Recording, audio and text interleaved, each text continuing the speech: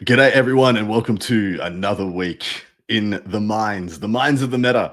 Welcome to the Warhammer Meta Chasers for another exciting and amazing episode, possibly one of our biggest episodes of the year. My name is Adam Camilleri. I'm joined by Sanguinius's rotting corpse and Dustin Henshaw.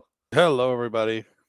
Sanguinius couldn't say Paul, hi. He wanted to. He waved, but he tried to.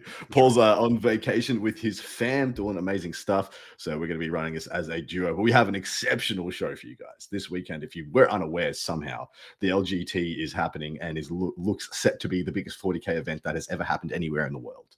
If they manage to reach that hallowed 1,000 players rolling dice on day one, bada bing, bada boom. Biggest of all freaking time, and likely to be regardless, even if they have some drop off. And in addition to that, we have the Challengers Cup, which is, one of America's big forays into the 8-player team format with over 500 players in attendance there. As some very spicy teams are going to be rocking up. No punches have been pulled. I also let you guys know that I'm repping War Games Live for this one because you can go and check out the entire LGT coverage over on Joe's show. So where in the world is Joe? He's at the LGT, going to give you guys the goodness there. So hopefully you'll go and support and tune in.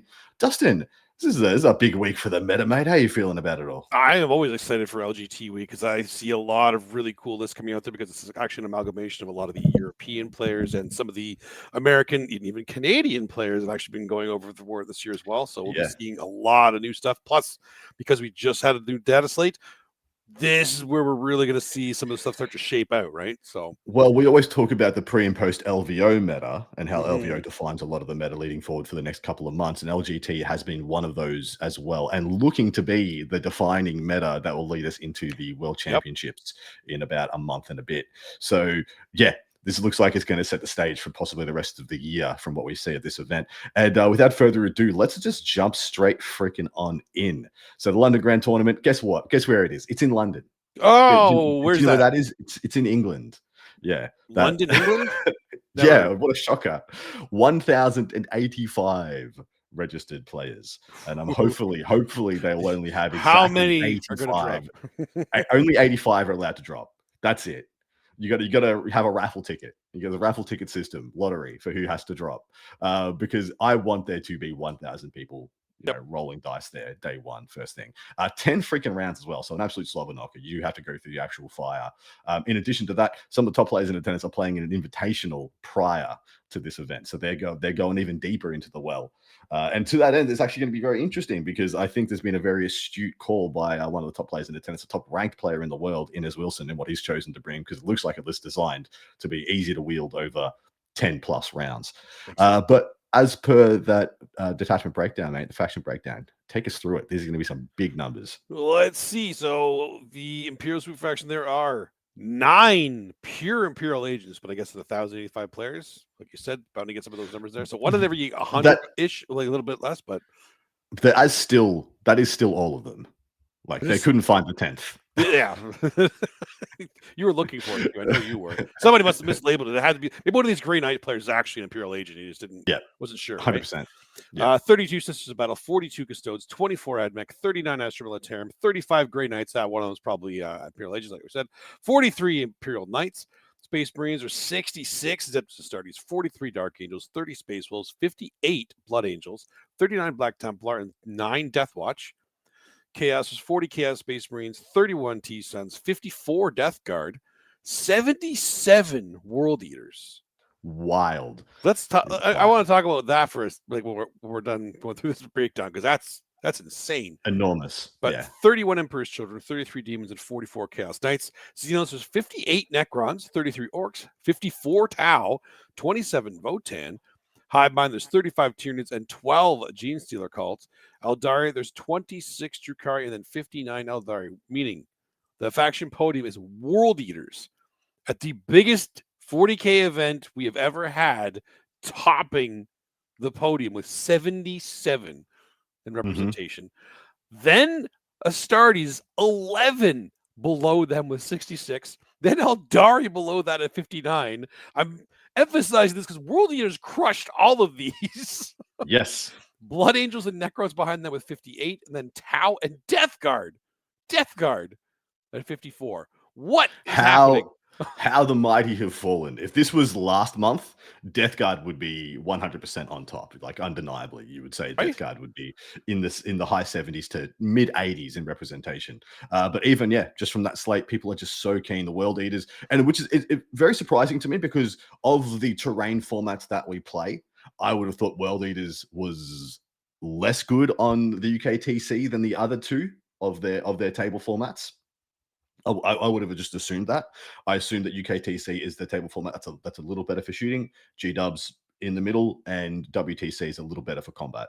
And it's not by much, not a huge delineation here, but the fact that there's like just a full ball, no breaks, merely pressure army overall, like just topping everybody. Like it's kind of not even close when you consider, Eldari is nearly 20 behind, 18 behind. Yeah. Blood Angels and Necrons, 19 behind, and then Death Guard look 23 players less than World Eaters. World Eaters absolutely coming out on top here. So it's going to be really interesting to see what that win rate and how they do across the ball, where they come out in the overall scrim of things.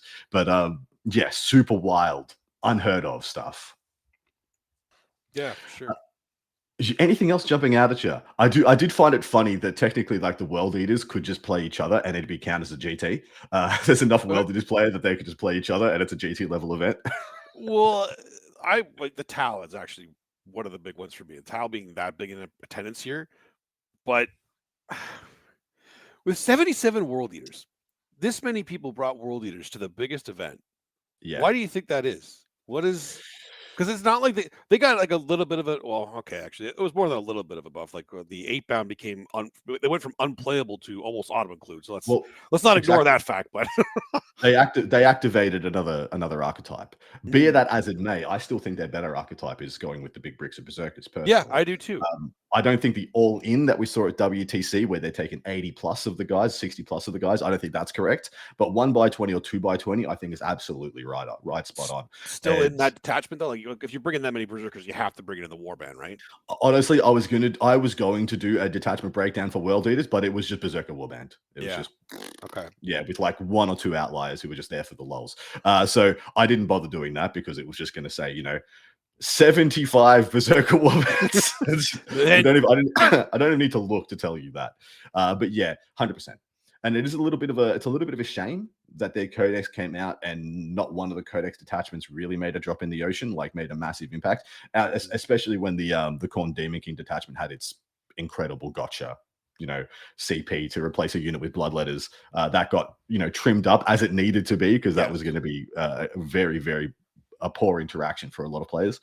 But yeah, this is very surprising. I did expect to see more representation from the shooty armies. A lot of the Astartes builds are still very Dakar intensive, but Tau is the only, like you would say, this army is defined by its Dakar.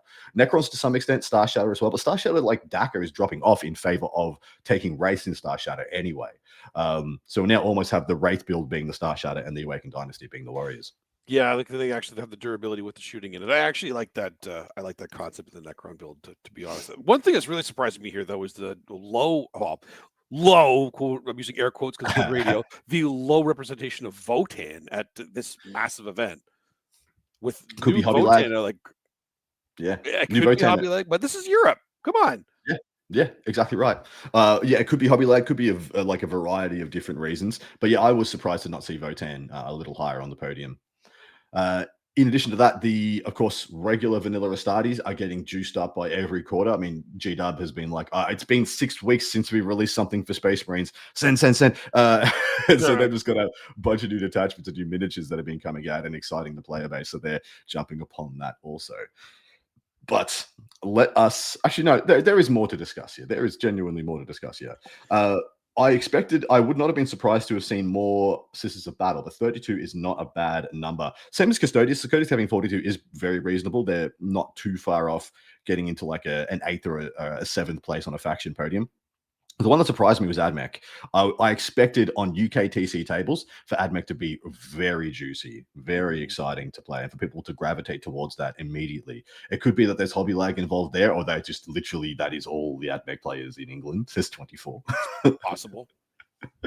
Yeah, it is possible. But running down here as well, I mean, a little bit of lamentable the state of Grey Knights at the moment. But Astra Militarum was one that I expected to see have a better representation than they did. 39 is not a low number by any means, but it is not like, shaking the world. And then we want to talk about Knights. 43 Imperial Knights and 44 Chaos Knights. Pretty much sitting Codex, at right? parity. This is Codex. It's Codex, full Codex. In fact, I've got an Imperial Knights detachment breakdown that we're going to be doing in a moment because, of course, as soon as a Codex gets released full into the meta, I do like to do a detachment breakdown just to give people a little look in on what people are jumping on immediately when getting the book in their hot little hands.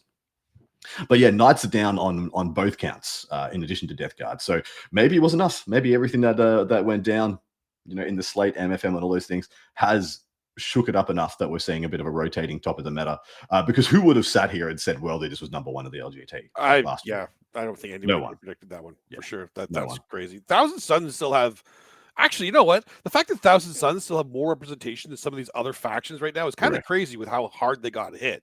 Now, I've seen Thousand Suns since the hit, like this weekend, and they were still performing. Mind you, a lot of their win rate was ironically against other T-Suns players. I felt like they wanted to kind of balance each other out, but I think that they're still obviously playing. It was one of the more heavily hit armies. So there is no way to walk away from the Thousand Suns changes without feeling bad. Yeah, exactly. Like I even feel bad for them. Yep. Me too. And like I think the whole community is like, oh, that was a bit much. What they thought they did right there was over the top. Shout outs. Sorry, we should take a moment to mention our beautiful live chat. Of course, we do this show live at 9 p.m. Eastern Standard Time on Thursdays. If you want to join us live, you're more than welcome to jump in. We have a beautiful chat community. Shout outs to Sam Lemon and Steve. KR rather, and Steve jumping in and giving us some chit chat in our beautiful chat. Thank you so much, guys. And of course, if you are watching this in post, we do have a bunch of, or on the podcast aggregators, we have a bunch of beautiful visual assets that you can enjoy if you jump over onto Gorgeous YouTube assets. and watch it back. You have to see. Oh, the most beautiful in the land. The most beautiful PowerPoint presentation in the land. Chaos Space Marines, we have 40 in attendance, but yeah, like you said, Thousand Suns still having 31 was more than I would have guessed. Like if after a faction takes the hits that Thousand Suns took, I usually expect to see a bit of a bottom out before a rebuild, where people are like, I'm not confident, I don't want to take Thousand Suns to I've only played Grand Coven, maybe a couple of games of Phalanx or the Zangor detachment when it was busted. I haven't really played anything else, so I'm not confident taking it to a 1,000-player biggest event in the world, so I'll go default and go play my CSM or something. But the fact that there's still 31 players willing to put their name to it, I think is pretty good. Yeah, no, that makes sense too. Like, let's talk about I want to talk about G Circle for a second too, because I'm a G Circle. Of course you do.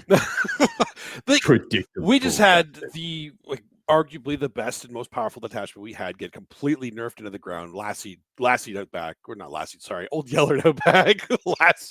Anyway, but there's still 12 in this event.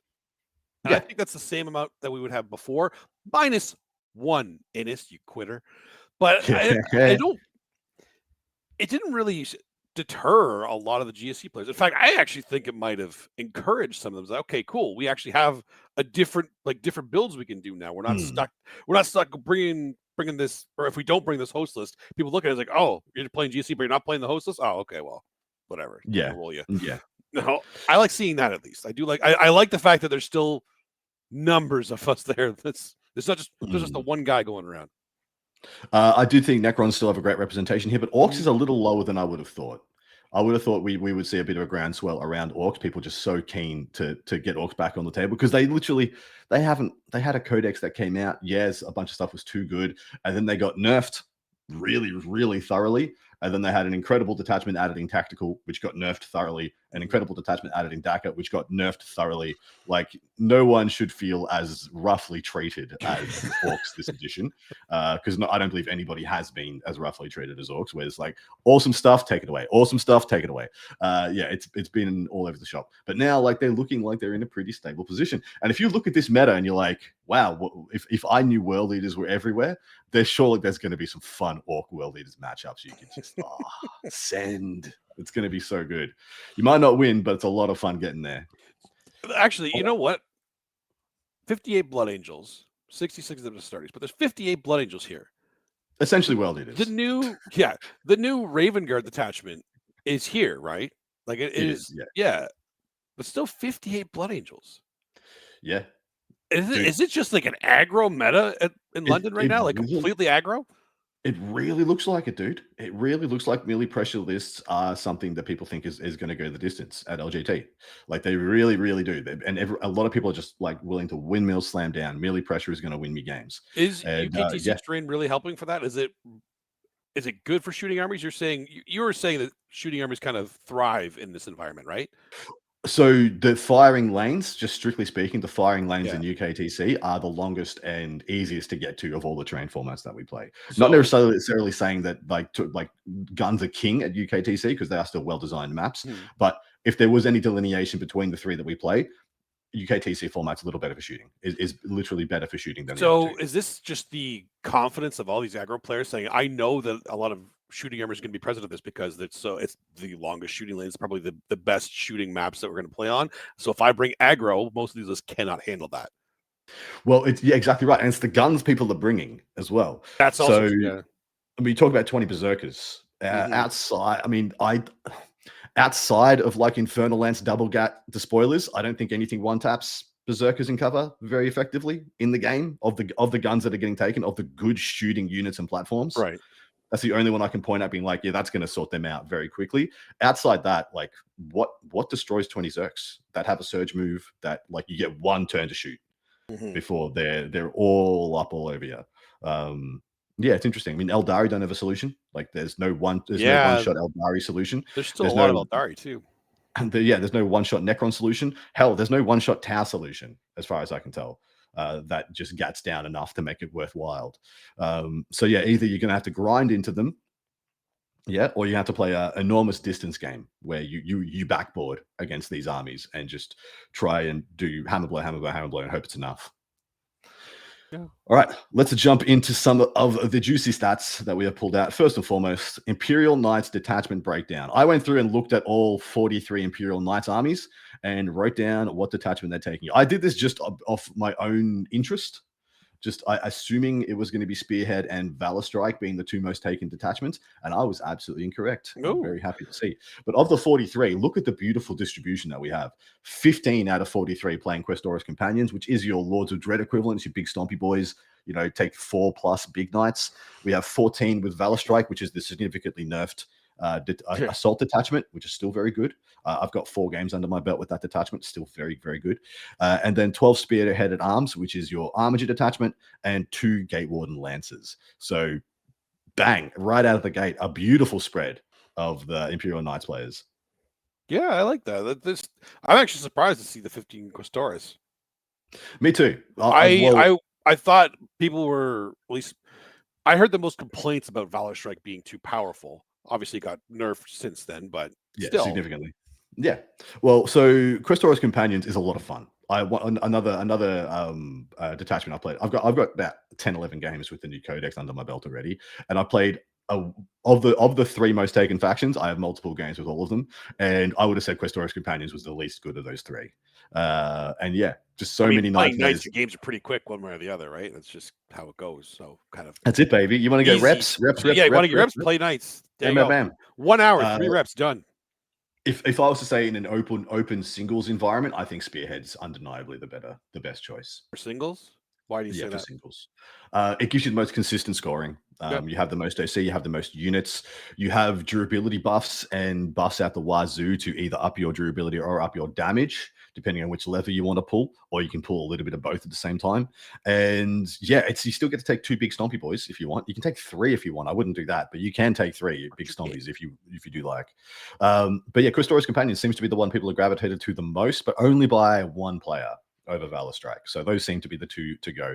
I'm of the opinion Valor Strike is a better big knight detachment than Questoris Companions, personally. I know people aren't going to like to hear me say that, but having played 4 bigs in both Valor Strike and Questoris Companions multiple times, my 4 bigs felt better when they all had assault. And anyway, moving on, we have the top player in the world in attendance, Inez Wilson, number 1 in all the ITC. Inez, look at me. Quitter. Yeah, I thought you were going to ring the shame bell. No. He's playing a Stormlance Task Force of Ultramarines. And this looks like a list designed to save your back over 10 rounds. Yeah, it does. Gilliman, Calgar, Lieutenant of the Combi Weapon, not an enhancement in sight, who cares? 5 Intercessors, a unit of company heroes to join up with Calgar and make the super unit. 5 Incursors to buff you with the +1 to hit, so you have more Oath Agnosity. I just invented a word there. 3 Redemptor Dreads, 2 Storm Speeder Hammer Strikes, and a single Stormy Raven. What do you make of this, my man? He's not so much reading the meta as reading how his back is going to feel after 10 rounds of playing this game. And this is the right call for that.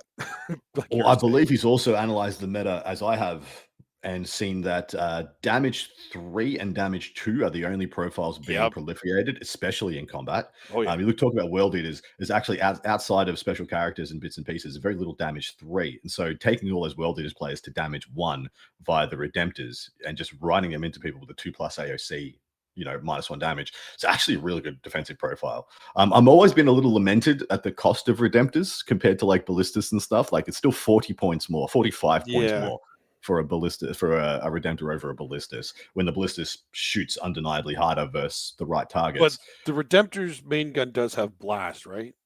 Yeah. Yeah.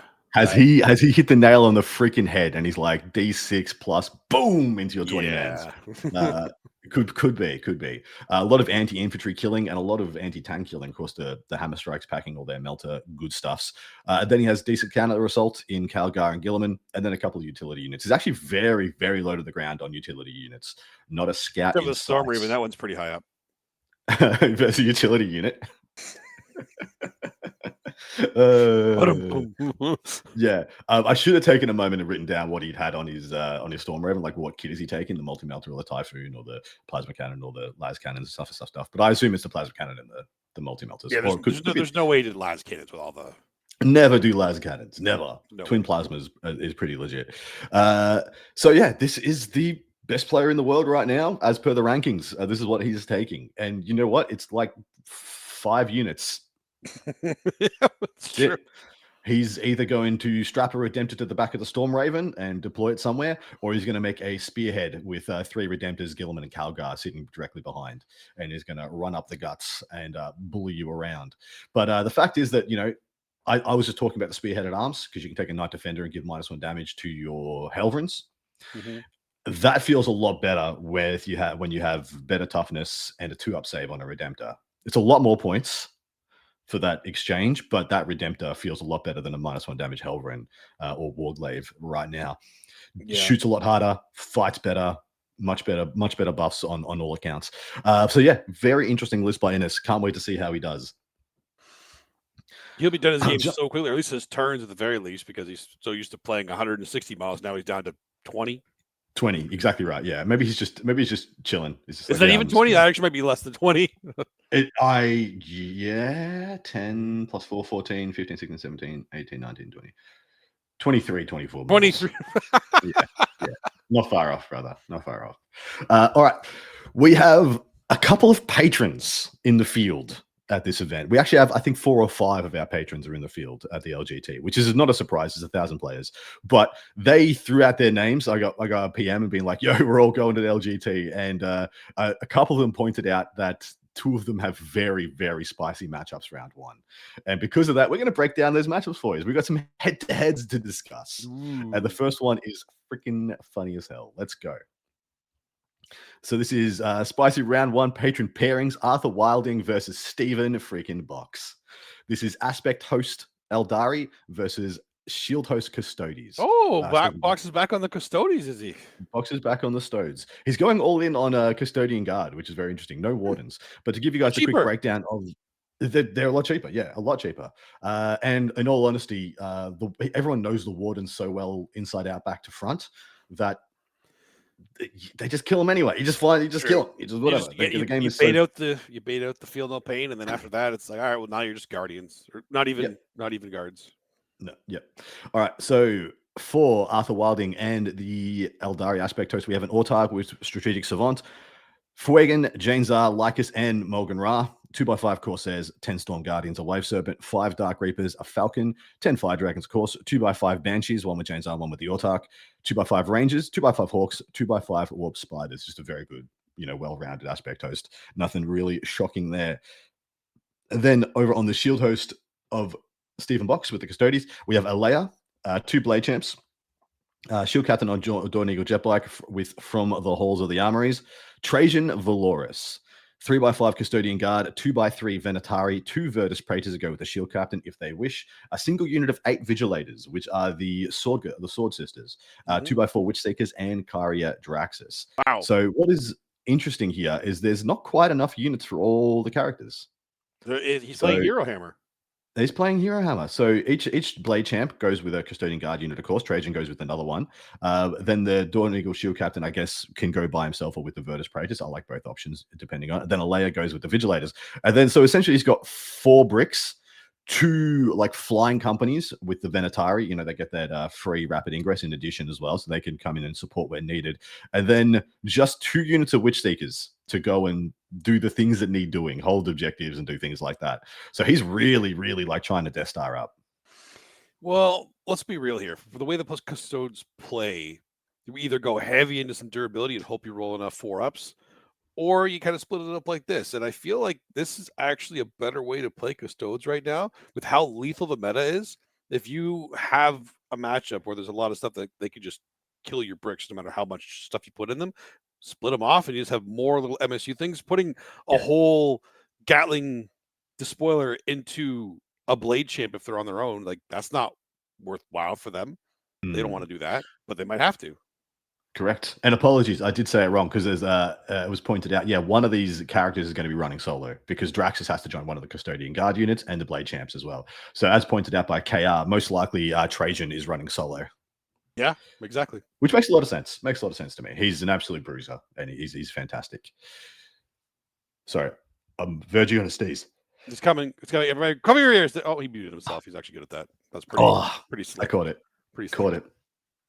How do you see this matchup going? I mean, we don't know the mission. If there's anybody in the LGT attending that knows what the round 1 mission is, so we can have full context, that'd be fantastic. But this is like essentially 4 units of Custodes with 2 units of Venatari to add versus like Infinity Eldari. Yeah, see, like if I look at this at face value, if I'm not looking at names and I'm not looking at like the players that are playing right now, on the surface, it looks like Eldar have a pretty big advantage, right?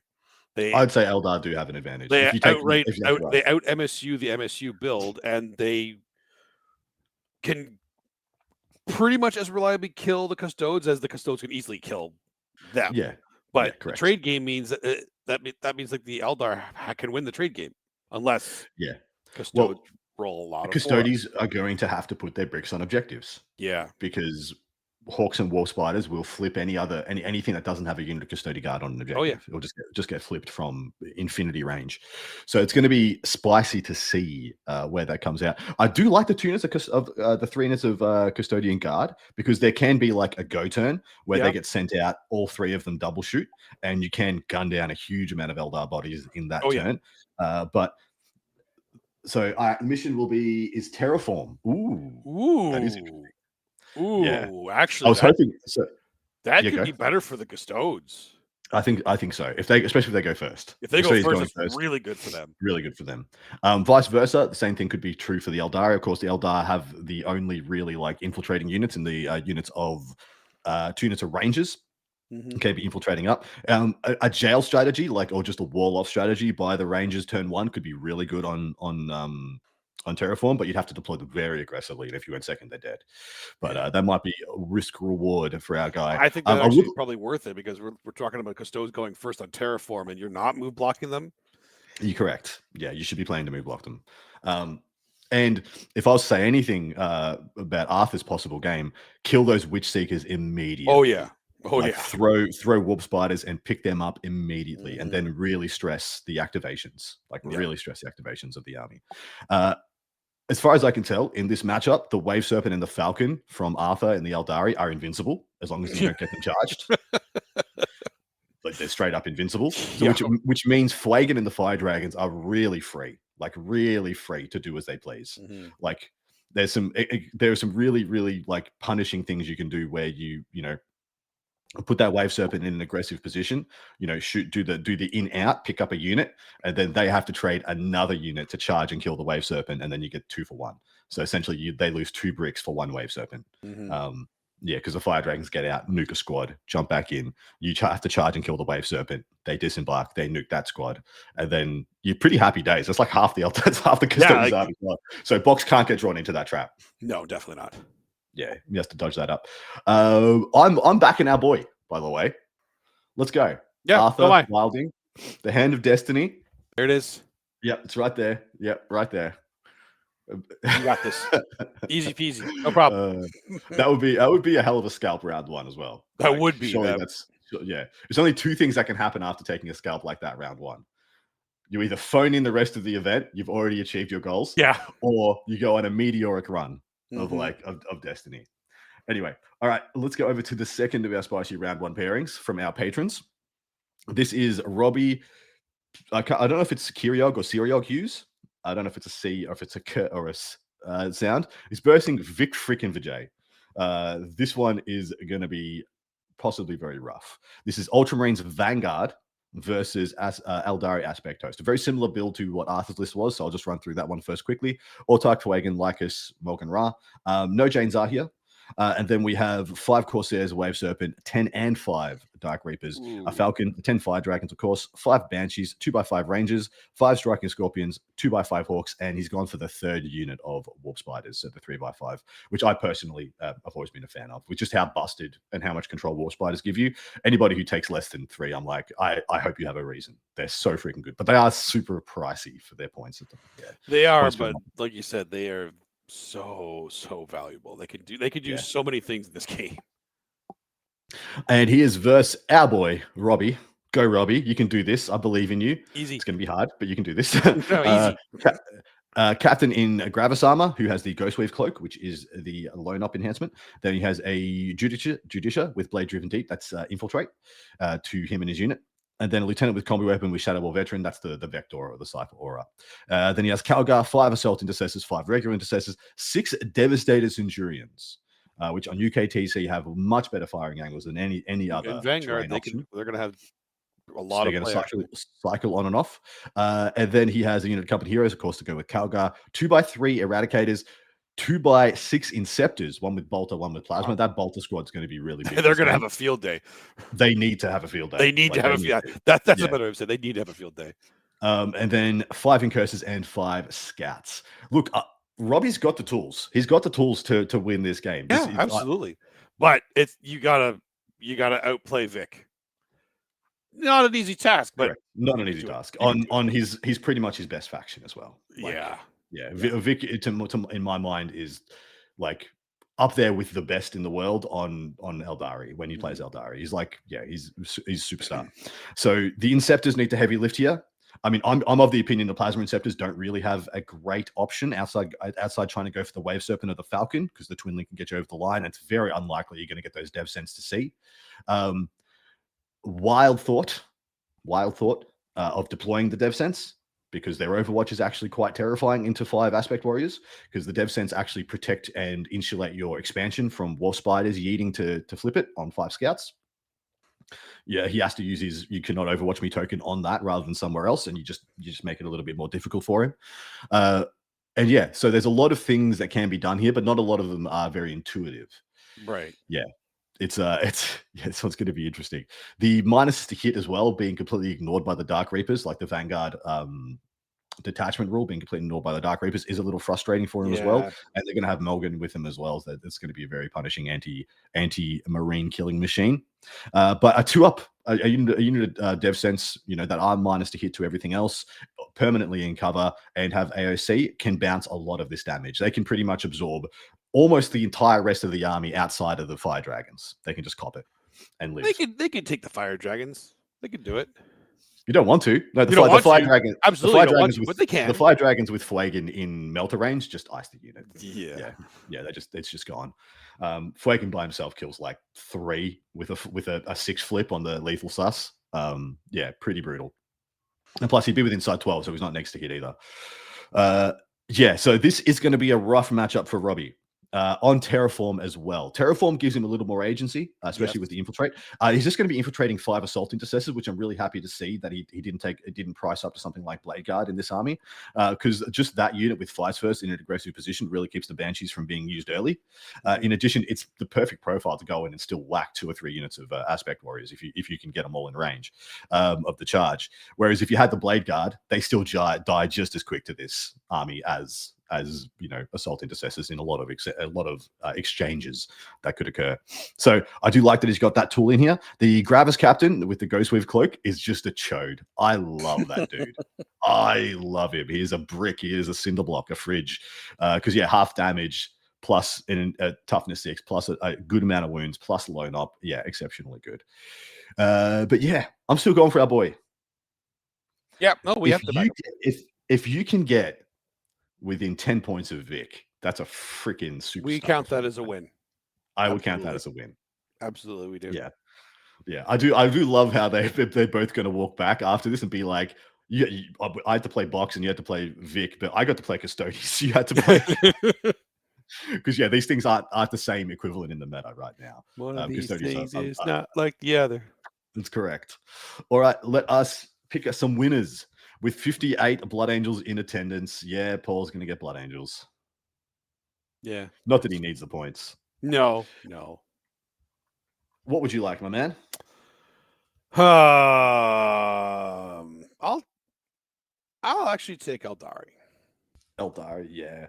So this is a crapshoot because there's like superstar level players across all fronts. Mm-hmm. Like, we didn't talk about CSM at all, but Liam VSL is here, the reigning defending champion of the LGT, playing CSM again. So that's a pick. That's just a pick. That is the pick. You could just back that. You could just go with the numbers and pick the World Eaters and be like, one of these World Eaters guys is going to run the gauntlet and get through to a good position. Or you could just go with the best player in the world, Inez Wilson, which is what I'm doing, Astartes. Yep, Astartes. That makes sense too. I refuse because he's not playing GSC anymore. I refuse to pick him. Denied. That was completely intentional. Yeah, fair. You abandoned me. All right. Next event that we have is the Challengers Cup from Sandy, Utah, USA. I have to put a comma in there because it's not Sandy, Utah. It's a different. It's a town. It's not Sandy there. 528 players in 66 teams of 8. This is the biggest 8-player team event in the world by reports.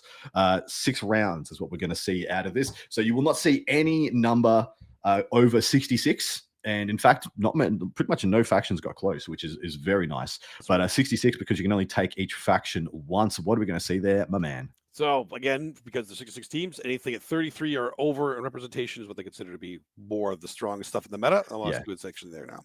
Imperial Super Faction, there are 10 Sisters of Battle, 11 Custodes, 11 Admech. We started with the lower numbers here, boys. 29 Astral Laterum, 9 Grey Knights, 26 Imperial Knights. That's actually pretty low considering. Mm-hmm. Space Marines, there's 10 Adeptus Astartes, 8 Dark Angels, 9 Space Wolves, 11 Blood Angels, 14 Black Templar. Ooh, Black Templar being the most represented. Chaos, there's 18 Chaos Space Marines, 13 T-Cents, 48 Death Guard. They didn't get the memo. 40 World Eaters still. So World Eaters still making a massive splash. Those are 2 that are above 33, by the way. 14 Emperor's Children, 17 Demons, and 31 Chaos Knights. Xenos, there's 24 Necrons, 27 Orcs, 19 Tau, and 30 Votan. There's more Votan here than there were at LGT. Teams event, that kind of makes sense. Was it more? Yeah, correct. Yeah, 3 more. Yeah, there was 27 versus 30. Yeah, wild. Hive Mind, there's 31 Tyranids and 14 G's to the cult. More G's to the cult here than in the LGT as well. Eldari, there's 19 Drakari and then 24 Eldari, meaning the faction podium is technically total Astartes at 52 because they all count as that one faction they take on the team. 48 Death Guard, 40 World Eaters, Chaos Knights and Tyranids behind them, and 31. The Tyranids making it onto this podium is actually pretty crazy. Votan behind them with 30, and then Astra Militarum still bringing up the rear of a fifth podium spot at 29. So what do you think of that breakdown? I do apologize. It's 34 Eldari, not 24. 30? 34? 34. Yeah, finger fudge. So they should be between World Eaters and Chaos Knights and Tyranids. Oh, now I'm sad. Tyranids they're so high up there, but it's fine. I mean, finger fudge on my part. It does make more sense. Put in a 2 instead of a 3. It does make more sense. Yeah, I was like, wait a second. Yeah, I knew it was 34 in my head even because that was the last stat I did for this. And I was like, 24 doesn't make sense. I just had to control F it again. But yeah, so some very surprising things here. Imperial Knights dropping off hard. Chaos Knights dropping off a little bit less, which I think makes sense. If you're going to take one Knight at the moment in a team of 8, I would 100% tell you to take Chaos Knights. I think they are just much better than Imperial Knights for what they offer in the team's format. The fairly even distribution of the Adeptus Astartes is quite interesting. Yeah, no Death Watch, which is a little bit, which is not that surprising.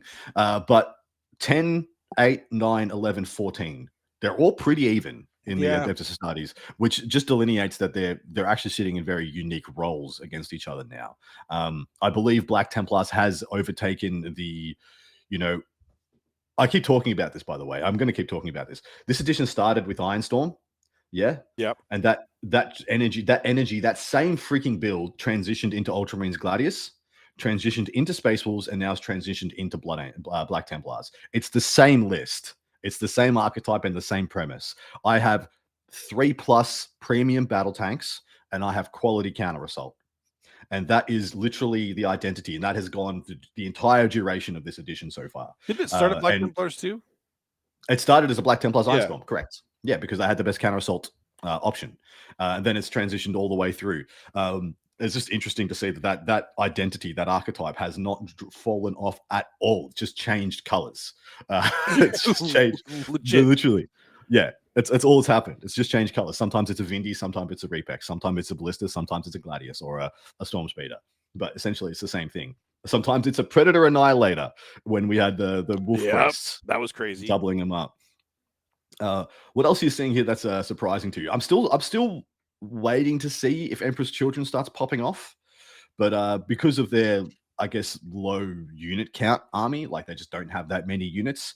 I have found that people who have picked them up early have already gotten a little disinterested because it's essentially playing the same units in the same detachment in the same way, or it already being like, this doesn't really have any wrinkles to offer. I actually feel like, aside from like Noise Marines and Emperor's Children, I feel like World Eaters are just a better version of them.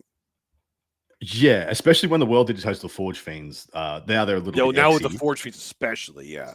Yeah, the Forge Fiends, I see. The thing is, like at WTC, I was talking to quite a few World Eaters players, and they were lamenting taking Forge Fiends at all. Yep. Which on WTC tables and for the purpose of World Eaters was there to do, that makes sense. And I wouldn't be surprised if we see Forge Fiends dropping off a little bit more anyway, just because the points are up and there's cool, exciting options to go to. Mm-hmm. But yeah, wild stuff. Only 13,000 suns. Yep, so 1,000 suns starting to bottom out a little bit here. Less than half of what we saw over in the UK. Less Necrons than I would have thought. Far less Necrons. Only 24 Necrons is... In a team event, you feel like Necrons are actually one of the... But 8-man teams, you get to a point that eventually you're going to be bringing a few faction specialists if you have them. But with 8, you actually might run out of those too sometimes, depending on like your friend group, right? And then it's just, all right, what do we have that they can bring that can still bring something to our team? And Necrons have a couple of different builds. I think Shatterstar is probably the most popular one right now, or Awaken with the character spam, maybe a Warrior Brick in there. They do have a lot of plays, and they can kind of fill a couple roles. But I'm of the opinion they are close to like... They're burgeoning on auto-include in 8-player teams to me. Necrons. Really? In my mind, they're one of the best things you can take in an 8-player team because it's one of the most even scoring factions in the game and has been for like I said, for the duration of the edition, similar to that Marines archetype. You can just throw it into freaking anything. There's only going to be 1 or 2 armies that people are taking that like are reds. And even then, they're not reds that are giving you a donut. You're not getting 0'd or 20'd. I would say, though, that 20 Berserker build of World Eaters is going to give it some stress. Like if you are taking 2x20 warriors, oh my god, they are not going to last. How many people are still taking 2x20 warriors though? Was it that many? Not many. No, most people have switched over to the race. Yeah, the race, like 1, maybe 2 bricks of rates in literally any detachment they take. It's not even, in fact, it's like almost never Canoptic now. It's just rates added into Awakened or Shatterstar most of the time. Yeah. What else have we got here that's spicy? More orcs than Necrons. Yes. 27 orcs. Get in. Let's go. Tau is on the lower side at 19, but Votan is looking very healthy as well. So Votan made our podium. Unfortunately, Astra Militarum has now been pushed off our podium Oh, because they're of not there anymore. Eldari Ignore there. them. Yeah, gone. Never to be Gone. heard of again. Never Don't worry, stop. nothing to see here. I'm definitely not cooking like 3 Astra Militarum lists at the moment. Absolutely. But for our detachment breakdown for this event, I have gone with Death Guard because they saw, no changes, but have seen less faction representation. So this is the variable stanks breakdown. Yes, of course, there is a lot of Virulent Vectorum. There's 48 players in attendance playing Death Guard. 48 teams took Death Guard in their lineup. Whoa. So keep reading. I'm just seeing the last one there. Yeah, I know. I was surprised to see a fourth detachment, let alone a fifth. I didn't know they had 5 detachments. I don't know what that one. I don't know what that one does. I'm going to look it up while you read it off. Go ahead. Yeah, one of those is the demon detachment, I assume. But of the 48 in attendance, yeah, sure, 31 are taking Virulent Vectorum. No massive surprise there. In fact, I'm surprised that number isn't higher, personally.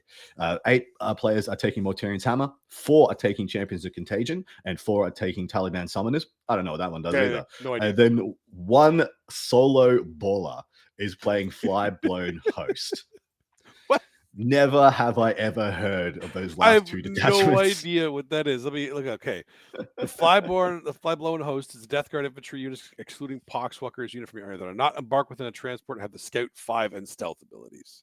Okay, yeah, I do remember it now. Yeah, okay. Now which one's the Taliban? Is that the Nurgle Demonkin? The Taliban Summoners. That sounds like it for sure. That is absolutely. Yes. Yeah. So there's a pretty cute build in that one where you just go super fat and you take GUOs and Rotigus in there, and you just play like, lol, I am actually Knights. I'm actually just Chaos Knights. Champions of Contagion is the one that I thought, if I had to say in teams right now, I would have thought would have been the second most taken. I think Champions of Contagion is a very valid and strong build. It is. Yeah. And I'm surprised it's not getting the heat. It's not getting the attention. Because I think in teams it hits a better skew than Virulent Vectorum. Virulent Vectorum is just like the all-comers detachment. It is your invasion fleet. It is your whatever. But I suppose with them still being one of the best armies in the game, there's not really a huge need to skew into a teams format. You can just take an all-comers list as Death Guard and do very well. But yeah, still, Champions of Contagion, I keep expecting to see it pop up. All right, we have 1 team to break down here. There are like 7 teams in attendance that I reckon can go all the way. This thing is pretty stacked. The Quebecians are in attendance, brother. They're going to put on a good show. Also, Team freaking Australia is attending. They just call themselves Team Australia, and they're going to send it, and they're going to take the lunch money, and they're my pick to win. I'm backing with my home boys, but this is Art of War, and I had multiple players on Art of War in my DMs asking me how strong the Australian team was. And I said, well, you better bring your best, buddy. Find out. Be a real shame if the Aussies came over and just clubbed you all like that's better bring a good team, dude. Better go for it. I'm gonna look at the Australian team while you're going through this. It's pretty stacked. It's very strong. So Art of War, and I've thrown some shade at them and said they're going to come second. But their 8-pack consists of Chaos Knights Infernal Lance, Leagues of Votan, Need Guard, Oathband. That's the souped up index attachment. Berserker Warband, World Eaters, of course. Empress Children, Coterie of the Conceited, Orcs, Warhorde, Death Guard, Virulent Vectorum, Eldari Aspect Host, and Adeptus Mechanicus Skitari Hunter Cohort. This is a full strength Art of War team. This is all the big names. This has got Harpster, Lenin, Siegler, Nanavati, Ben Jurek, Michael Mann, Michael Museni, I think, and Brian Jones. So this is like as strong a teams as they can send. And so they go, oh man, I can't wait. I cannot wait for them to play the Aussies. It's going to be so freaking. It better be on stream. It better. Well, is it being? I'm not sure who or where this is being streamed. Oh, that's a good idea. Because usually it would be Joe, but Joe's over at LGT. So we got to see if anybody's putting a camera over a table here. What do you make of this 8-pack? I mean, how can you say anything against it with the players that are playing it? The only one, if I'm looking at it objectively, not knowing the players are playing, you look at Orcs being one of the quote unquote odd choices and Adeptus Mechanicus, but then you look at who's playing them. They've gone for a 4-pack of melee pressure. The AdMech is actually melee pressure, The Orcs are melee pressure. Emperor's Is Children it? melee pressure. The Admech one World is. is melee pressure.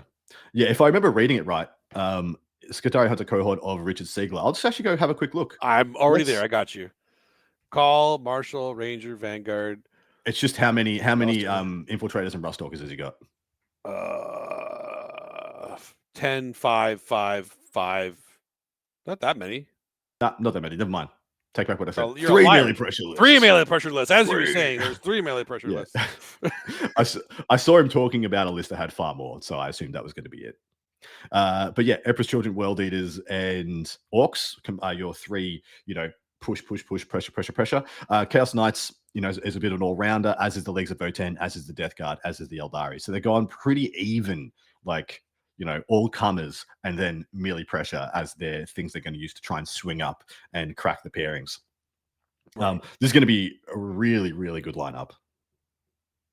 No, I really like that a lot. Wait, what's the name of the Team Australia? They just call themselves Team Australia. They called themselves Team Australia. Oh, they did too. Yeah, and I expect many of these players will be representing Australia at the WTC next year. Oh wow, that is a pretty stacked team too. Yeah, so there's two of Australia's world champions from the World Championship team there, and in addition to the world champion captain, Eric Lathuris is playing. Mm-hmm. He's playing Nids. He's gone back to the Gaunt Horde, mate. That's his love. Like that doesn't surprise me. It's kind of infuriating that like he jumps onto this and that, and then whenever he doesn't know what to play, he just defaults to the same thing he's been playing since 8th edition and just calls everyone still. When it works, kind of hilarious. 3 editions, that dude has just been like going back to that well. The well is not dry. No, it is not. It's doing especially just in teams fine. when he can avoid the few bad matchups that it might have, and even then, correct. He can still win those. Yeah, and it's very, very clear what the bad matchups are. Like yes, very face up. Yeah, I'm really excited to see how this lineup goes. Of course, if you had to be a betting man, this is like this is a probably a top 5 or a top 10 strength WTC team that Art of War is putting up, something that could go and represent the United States. In fact, I think they tried that once, where they took like a like half Art of War went to represent America. They didn't win. These are all very close friends of mine. That's why I'm throwing so much shade. I'll be over enjoying John Lennon's wedding in under a month. Sorry, a little over a month. I'll throw so much shit at him if he doesn't win this event. So you can like go up to the podium, the middle of the reception, just so you know. I'm gonna let you finish. but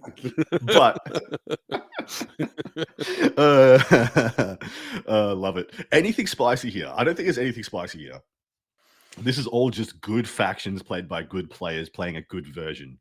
Yeah, I mean, you see the new Votan Chaos Knights, and as you were saying before, if you're going to take one knight variant, you take Chaos Knights right now. It's just the better. It's variant. Triple Gacta spoiler, dude. You can't just that in pairings is just going to shake. I would argue right now in a team event with table pick, Chaos Knights with triple despoiler is the best list you can bring in a team. Yeah. And yes, I am giving Art of War and Team Australia a lot of attention right now because I want that. I'm trying to hype up that matchup and make it a big thing. But there's like 4 or 5 other teams that are bringing superstar lineups. Rose City Ruffians, Denver Mountain Trolls, Xenos Petting Zoo, and a Team Quebec. And there's a huge amount of others that could go all the way at this event. I've decided just to make this thing a rivalry. Like I'm trying to hype it up. But yeah, would not be surprised to see any of those teams, go into first place because of course there's always the draws.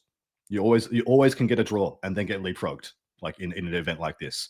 And so it's going to be really important that people put up scores and consistently, but lovingly, no challenger cards, mate. Yay. Teams can live. Teams can thrive again. We can get freaking differentials properly. Hooray. No more of these 9s and 11s everywhere. Yeah, correct. It was really kind of annoying in the few teams events I played with challenger cards when I've got a 14 or a 15 in my matrix and I'm perfectly on track. Yep. And then 2 challenger cards happen and I'm down to a 13 and I look like a goose. Like, what was I supposed to do? I was supposed to take my foot off and get less points so I could not get less points later and still not get my differential. Absolutely. That's exactly what you're supposed to do. Still don't get my differential. Like, still not getting the 14 or the 15, mate. There's not much I can do about it. Yeah. All right. So let us jump in and pick us some winners, my man. How generous are we going to be to Paul? Is he getting Blood Angels or is he getting Astartes? I guess we should wait a minute. He No, doesn't he's getting need Blood help. Angels. He's getting He Blood doesn't need Angels. help. He does not. He does not. I'm gonna pick. No, you pick first. You're good, mate. You pick first.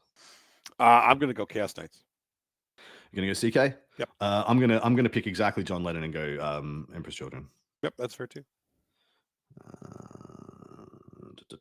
I'm trying to be a little spicy. There is some thoughts in my mind of a certain couple of players on the Aussie team that I should put my name to, but I'm trying not to be too nebulous. Nebulous? Whatever. I don't think nebulous. Is the word. Nepotism. Try There not to you use go. too much nepotism. That one. Nebulous means something completely different. Yeah, exactly right. That's the end of the coverage portion of the show. We now have a Fuego portion where we talk about something completely unrelated to 40k, and essentially we just shake off the meta and do some sillies. If we have one lined up, if we don't, of course we do. We got to go back to our filling out the Lust of the Matrix for our hell yeah, best video game ever made, which we need to fill out the best first-person shooter games now. Oof. Okay. This one's a little bit harder for me too because I hate first-person shooter games. I hate them. Really? I do. I hate them. Oh.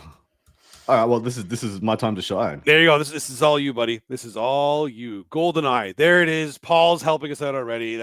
We absolutely. Yeah. Yeah. GoldenEye. That one wins. We don't need to do any others. No, it wins. It's over. Yes, we do. No. There's contenders for GoldenEye. Doom, Counter-Strike. Yep, those are all really good ones. Half-Life 2 has to be in there in addition to Counter-Strike. Completely different things. Oh yeah, of course. Just because of the same engine doesn't mean we're. Now, how wild are we going? Because I would like Quake, and I would like at least one Doom, but which Doom is debatable? I got Doom. Wolfenstein. Yep. Oh yeah. See, we're gonna fill this up easy. Paul's already helping us. Wolfenstein. I think, is it Halo or Halo 2? I think I prefer Halo 2. That's Halo 2. Yeah. I got Quake in there. I guess we had to put Call of Duty on here. I don't know. Yeah, Call of Duty has to be. Which one? I don't know which one. I haven't played any. Modern Warfare 2 is the one that I've heard the most about, so I'm going to put that. Yep. Overwatch kind of has to go in there as one of the newer additions. Yeah. We should also chuck in Duke Nukem. Oh yeah, absolutely. We're already mostly done. Maybe we are pretty good at this. I think we're probably forgetting a couple important ones though, because I feel like there's Battlefield needs to go in there. Yeah, that's what I was thinking. The direct counter to Call of Duty, or direct competitor, I should say. As for one of the MMO versions, I like Borderlands 2. Borderlands 2, yeah, Borderlands needs to go in there. Is that? Well, I guess that does count for this because we didn't put it in anything else. Yeah. Borderlands 2. Unreal Tournament. Unreal Tournament, yeah. Okay. We got Perfect Halo Dark. already. Perfect Dark, yeah. Yep. Yeah. And one of the Far Cry's should probably make it in here too, as is BioShock 2 should be in here. Oh, BioShock, absolutely. Yeah. Oh, yeah. Perfect Dark, BioShock. I'm going to put just BioShock. I think. How many have we got? Wow. I missed the one between BioShock and Perfect Dark. So what was the one you said in between those? Unreal Tournament? I got that one. No, that's the two I said. Yeah, BioShock 2 and Perfect Dark.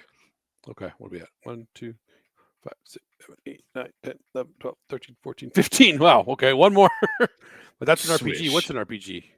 BioShock's an RPG, but it's a first-person shooter. It's also first-person. And we didn't put it in RPGs, and BioShock has to be on this list. So. Exactly. And I am a huge lover of BioShock 2 especially, so I was saving it for this anyway.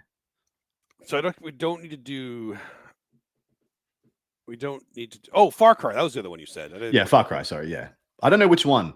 Sorry. Never mind. Get rid of Far Cry. Left 4 Dead. Oh, absolutely. Yeah. Get Left 4 Dead in there. Wait, I feel like we have Left 4 Dead in a different one. Let me just have a quick look here. I feel like Left 4 Dead is here. Yeah, we put Left 4 Dead in survival horror. So we've already got Never mind. It fits in there too. All right, that's all good. What did I say before that? Far Cry. All right. We had Far Cry. Throw out your favorite Far Cry game, guys. 3. It's got to be 3. It probably has to be 3. Just making sure we're not missing anything. Yeah, we got the major ones, and I'm not going to put Marvel Rivals on here because Rainbow Six is not on the list. That actually should be on the list too. All right, so reel it off from the top. GoldenEye, that's staying. Doom, 100%. Counter-Strike, Half-Life 2, Quake, Wolfenstein, Halo 2, Call of Duty Modern Warfare 2, Overwatch, Duke Nukem, Battlefield, Borderlands 2, Unreal Tournament, Perfect Dark, BioShock, Far Cry 3. Wow, I actually have trouble taking one of these off. Oh, okay. We have to take one off. Rainbow Six has to, because this is 17 at this point. Rainbow Six absolutely has to be on here. That's true. Perfect Dark you can take off. Really? Well, I guess we have GoldenEye on here. That I think that's kind of covers that I think era. you can. The other one I would say is you could take Unreal Tournament off because it was essentially the same game as a bunch of the Quakes and a bunch, a lot of them using. Is there another one we can add on here now instead of that? Team Fortress. Oh yeah, TF2. Fortress 2. There we go. Yeah, go. There we go. Team Fortress 2 instead of Unreal Tournament. There. Done. That was very easy. That was way easier than I thought it was going to be. Man. Yeah, I didn't think that was going to be so simple. Anyway. All right. Wow. It's done. Hopefully you guys have enjoyed the coverage of the Challengers Cup and the LGT, which is, like we said, shaping up to be the biggest 40K event of all time.